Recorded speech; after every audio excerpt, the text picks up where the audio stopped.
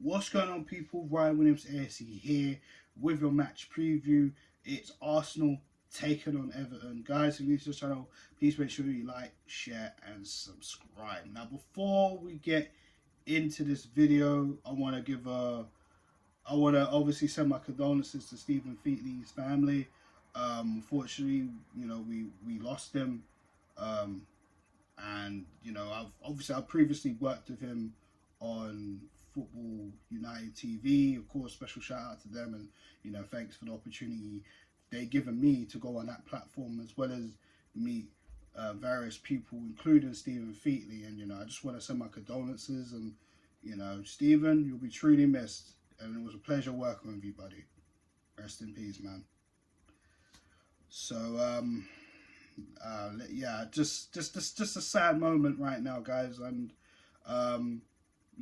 it was nice to see Gabriel Martinelli. Do you know what? I'm not gonna lie to you guys. I didn't even know when I saw Gabriel Martinelli score, and we saw a tweet saying that was for you, Stephen.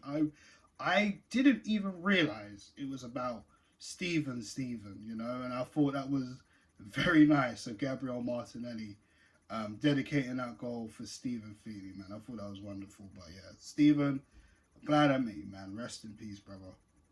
Rest in peace. Right. So, Arsenal versus Everton. This game, look, it's not going to be easy. We know we owe them revenge because it happened a couple of weeks ago when we went to Goodison Park and just got bodied. We just got bodied. It's as simple as that. We got bodied, and it wasn't great, and it rocked us back a bit, Manager bounce, Sean Dyche coming in, Goodison Park rocking, but now they're coming to our ground. We are the league leaders. Now, we've been on good form. Everton have been in up and down form. They beat us. They lost to Liverpool. Then if my memory stands correct, they beat Leeds, and then they lost to Aston Villa.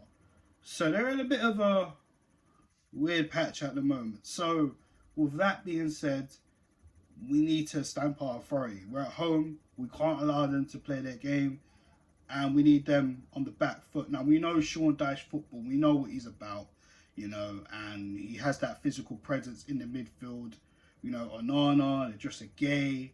And of course, sorry, my mind's blanking. Decore, we know they got that in that midfield, and that's what hurt us last time at Goodison Park. So my question is, what type of Everton are going to come out? Because they are 18th, they are fighting for trying to stay up. They're in a relegation zone, but we are in a title race, and this is an opportunity for us to go 5 points clear going into the weekend. And hopefully extending that to 8, and we'll talk on that. We'll talk on that when that time comes. So let's start off with the team selection, and of course, as always do on this channel, let me know your thoughts down below and what's your setup, as well as your scoreline prediction. Back 5, keep it the same. Ramsdale goal, Ben White, Zinchenko, Saliba, Gabriel. I don't want to give a special shout out to Gabriel, of course. I thought he played very, very well last weekend against Leicester. And we need to see a lot more of that as well. I just wanted to give a special shout out to him. I thought he played very, very well.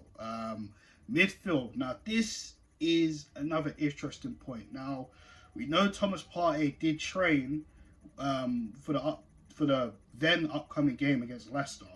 He's been in training again. Do we take Jorginho out the team this time, or do we bring Thomas Partey in? Now, it's a headache of a situation because Jorginho, since he's come in the team, he's played very, very well. Again, like I said in the previous preview, his passing range is excellent. I feel like the spaces are just there for him. He's got runners there. He can dictate the play. He could do a lot. He's got Erdegaard, who's also a good passer. He's also got good vision there in front of him. Xhaka's got a good passing range also. I mean, it's perfect for Jorginho. But again, the physical presence, this is the one thing that Jorginho lacks. Now, I've heard some people say, why don't we try an experiment? Take Xhaka out the team, bring Partey in, have him and Jorginho in a double pivot. Do you want to do that? I'm not sure. Is this the real game, type of game to experiment? You know? I mean, this is our game in hand. This game is important because if we do not collect the 3 points, City could eventually close that gap even more closer. Remember, there are 2 points behind us right now. So we want to extend that. You know? We really need to extend it. So this is the thing. What do you want to do? So for me, it is tough. It is tough because I do think Granit Xhaka does deserve a little bit of a break, if I'm honest. I feel like he hasn't really been at the races as of late. He hasn't, for example, he'll pass where he needs to shoot where he needs to pass. He's kind of losing a little bit of rhythm. I'm not sure what that is. Maybe he's just exhausted, like we said about Martinelli a few weeks ago. He needs to be dropped, and since he's come back, he's scored 2 goals in 2 consecutive games. So that dropping Martinelli worked like a cinch. Can he keep up the momentum? We'll figure that out. So for me, I'm gonna. I might have to experiment here. I might have to drop Xhaka and bring in Jorginho and Partey in a double pivot. Erdegaard playing as a 10 up there by himself. I mean, he's got the likes of Martinelli, who I'm also going to pick. I feel like he deserves a start. I'm going to pick Saka because Saka's just, Saka's the first name on the team sheet, 100%. And for this one, I'm actually going to have Trossard going down the middle. And the reason why is because, again, like with Martinelli, I feel that Eddie Nketiah, I feel like he's run out of steam a little bit. And I feel like the best thing for Eddie right now is to come off the bench and, try to be an impact player. Because to be honest with you, he has dried up quite a bit in recent weeks. And I feel like ever since that Manchester United game at home, about almost a month ago now, it hasn't really been the same for Eddie. I feel like defenders have started to work out his game. He looks a little bit more predictable. And I know some Arsenal fans have become a lot restless with him. And it's like, well, without Jesus, who's back in training, by the way, like I said, we got to back Eddie, but there will be a point in time because he hasn't played. This is probably the longest he's played consecutively, even going back to the back end of last season. I mean, it's tough for him, but he has to show it. He has to show his worth, as I always keep saying. But right now, I feel like Trossard, Martinelli, and Saka is a different kettle of fish up front. And Eddie could be that impact player coming off the bench if need be. So yeah, that's my team selection. What do you think, guys? Let me know down below in the comment section.